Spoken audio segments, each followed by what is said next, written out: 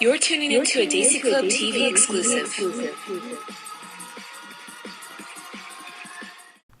In 2003, I called her the Bhangra goddess, and you know why? Because before Vicki Virk stepped into the scene, there was absolutely no Bhangra classes here in San Francisco. Here she is featured on Cron Channel 4 News. Vicki, we love you, and keep doing what you do because you do it so well.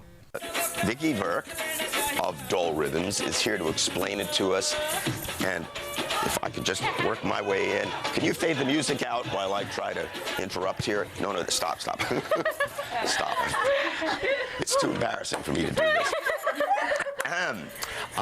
Do guys do this, by the way? This is traditionally done by men, but the parts that you guys have seen us doing, we do a sort of a mixture of Bhangra and Gidda, which is a women's folk dance from Punjab. Okay, so wait a minute, which is the Bhangra part? Bhangra is a lot of the upper body, your shoulders, really big all together moves. Now. Do the shoulder thing, please.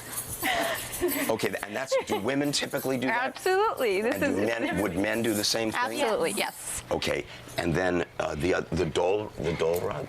The other folk dance from Punjab is called Gidda. It's a women's folk dance, and that's a lot more of doing your hips, more feminine gestures, doing your hands, clapping, things like that. So when we do performances, it's a mixture. But when we teach and stuff, it's traditionally Bhangra, which is a lot of your upper body and your shoulders. And so this is obviously carefully choreographed. Yes. Do you put it together, or are there traditional forms that everybody does? We choreograph this to the lyrics of the song.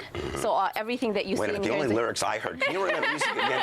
The only lyrics I heard in that music were really? Which is a lot of the times when you hear Punjabi music, Bhangra music, you'll hear a lot of screaming and balle and hoys, just to sort of like, to pump up the music, and it's just something that you hear in a lot of the Bhangra music as well. Right. Okay, so now this is a Punjabi dance. Yes. Okay.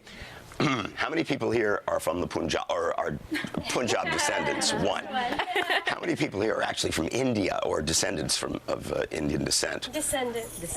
Two, three of them. Okay. So how did the rest of you get involved in this? And for that matter, how did you get involved in it if your family is not originally from the Punjab? Well, I actually married into a Punjabi family, so that's how I got introduced to this music. But it's such an infectious music, so high energy that you can't help but dance to it, and it really makes you happy and it makes you want to dance. So just that energy that it brings out is what attracted me to it. So one other thing is the use of the hands. Yes. Now, how do you do that thing with your hands? No, I'm serious. Show us, because my personal trick, people are always like, the biggest thing with it is not to keep your hands rigid. It's like if you're making gestures at somebody, you're talking to somebody, and keeping them really loose. So maybe taking my trick, taking your middle finger and your thumb, putting it together, and then letting it go.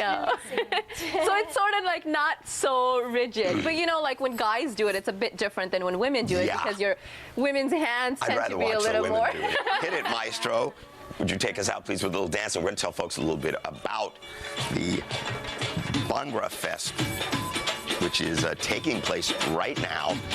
The Nonstop Collective is a group, including this group. They'll be performing tomorrow at 2 o'clock at Union Square Plaza in San Francisco.